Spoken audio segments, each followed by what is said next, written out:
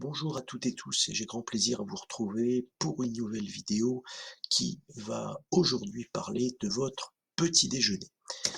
En effet, je pose la question, quel est l'impact de la qualité de votre petit déjeuner sur notre bien-être, donc sur votre bien-être? Et donc je vais m'appuyer sur une étude scientifique qui est parue en décembre 2024, toute récente, dans Journal of Nutrition, Health and Aging, et qui va essayer de répondre à cette question. Alors, la question que se pose cette équipe espagnole est la suivante. Quel est l'impact cardio-métabolique du petit déjeuner, à la fois sur la quantité des calories, mais aussi sur le pourcentage de calories du petit déjeuner par rapport à l'apport calorique total, et bien sûr la qualité du petit déjeuner chez des personnes en surpoids. C'est ce qu'on va regarder maintenant. Alors, pourquoi ces auteurs se posent la question? Eh bien, parce qu'on sait que le petit déjeuner, est un repas important, et peut-être le plus important. Les recommandations, internationales recommandent que le petit déjeuner doit représenter entre 20 et 30 de l'apport énergétique global, des individus, et quelques études ont montré que l'absence de petit déjeuner va entraîner un risque accru de diabète et d'obésité. À l'inverse, qu'un petit déjeuner régulier, c'est-à-dire prendre au moins 3 fois par semaine un petit déjeuner, eh bien, est associé à un risque diminué d'obésité, de syndrome métabolique, d'hypertension artérielle, de diabète, et même a un impact sur le cardiovasculaire, que ce soit l'AVC ou que ce soit la mortalité globale cardiovasculaire. Par contre, il y a peu d'études sur l'impact de la qualité du petit déjeuner, et vous voyez ici en bas sur cette image un petit déjeuner qui, a priori, n'est pas forcément de bonne qualité. Alors, les auteurs ont recruté 383 participants, des seniors, 55 à 75 ans, soit en surpoids, soit en l'état d'obésité, donc avec un IMC, compris entre 27 et 40.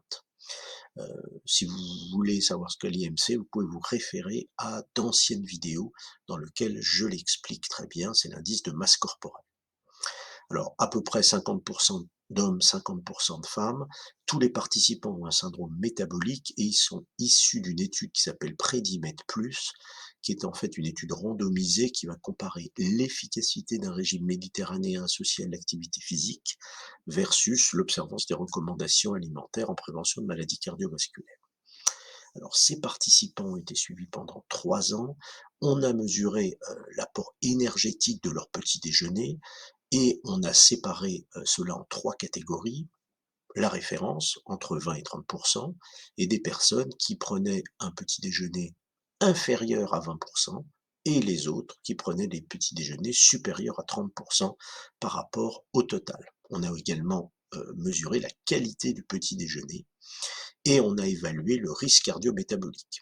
Alors, avec des critères assez classiques, critères biologiques, donc le profil lipidique, notamment l'HDL cholestérol, censé être le bon cholestérol, et les triglycérides, qui sont censés majorer le risque cardiovasculaire, la glycémie et la créatinine pour l'évaluation de la fonction rénale. Et en parallèle, on a mesuré la pression artérielle, l'IMC et le tour de taille de l'ensemble des participants, donc sur cette période pendant 3 ans, avec des mesures régulières. On a ajusté les données sur les facteurs de risque que sont l'âge, le sexe, le tabagisme, l'activité physique et la consommation calorique totale. Alors, quels sont les résultats de cette étude? Eh bien, en fait, les personnes qui prennent un petit déjeuner, soit avec un apport calorique trop bas, inférieur à 20 soit avec un apport calorique trop haut, supérieur à 40 supérieur à 30 pardon, vont avoir un tour de taille augmenté. En moyenne, ça va de 1,5 à plus de 2 centimètres de tour de taille chez des personnes qui sont déjà en surpoids. L'IMC augmente et les lipides dits mauvais, comme le triglycéride, augmentent, alors que l'HDL cholestérol, bon cholestérol, diminue. D'autre part, les personnes qui prennent un petit déjeuner dit de mauvaise qualité vont avoir également un tour de taille augmenté, vont avoir une augmentation des triglycérides et une baisse de l'HDL et une qualité de fonction rénale diminuée. Il n'y a pas d'impact sur la glycémie dans cette étude, ni d'impact sur la tension artérielle. Alors, on peut regarder ces graphiques.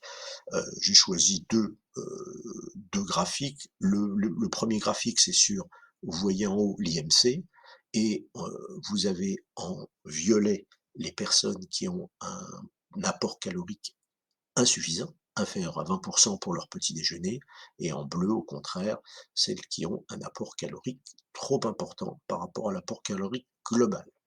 Donc on voit très nettement qu'au fur et à mesure des mois, que vous voyez sur l'ordonnée, hein, donc de 0 à 36 mois, eh bien il y a un décalage vers la droite de ces deux mesures, que ce soit l'IMC en haut ou le tour de taille en bas. C'est-à-dire que les gens augmentent leur IMC, que ce soit avec un apport insuffisant ou trop important. Dans les deux cas, ils augmentent l'IMC et ils augmentent leur tour de taille, donc avec un décalage sur la droite. Deuxième graphique, c'est sur les profils lipidiques, avec en haut les triglycérides. Pareil, augmentation des triglycérides, que ce soit avec un régime de petit déjeuner trop faible, apport calorique trop faible ou trop fort. Et au contraire, vous voyez que les valeurs de HDL cholestérol graphique du bas vont vers la gauche, c'est-à-dire qu'on a une baisse du bon cholestérol par rapport donc sur ces deux profils qui sont donc les profils déviants par rapport à la norme qui est de 20 à 30% d'apport calorique. Donc le petit déjeuner est le repas le plus important de la journée. Ce que vous mangez et comment vous le mangez compte, c'est ce qu'on nous disent les auteurs de cette étude espagnole. Il est essentiel de contrôler les quantités, hein, ni trop ni trop peu, et de veiller à une bonne composition nutritionnelle. Et les données de cette étude montrent que la qualité du petit déjeuner est associée à un impact en matière de facteurs de risque cardiovasculaire. Alors, que faut-il retenir de cette phrase? Eh bien, la question c'est qu'est-ce que c'est qu'un petit déjeuner de bonne qualité? En fait, c'est un petit déjeuner d'abord équilibré, donc qui devrait à peu près apporter 25% des apports caloriques de la journée. Deuxièmement, bonne quantité de protéines, hein, notamment par exemple par les œufs. Avoir des lipides corrects, donc acides gras insaturés oméga 3, notamment avec des fruits à coque type amandes, noix, noisettes. Des bonnes quantités de fibres et de minéraux, donc soit des céréales complètes, soit du pain complet associé à des fruits, des baies rouges par exemple aussi, et éviter tout ce qui est sucre ajouté et graisse saturée. Voilà le secret d'un bon petit déjeuner. Voilà, j'espère que cette vidéo vous aura intéressé. N'hésitez pas à liker ou à me poser des questions et je vous dis à très bientôt pour une nouvelle vidéo.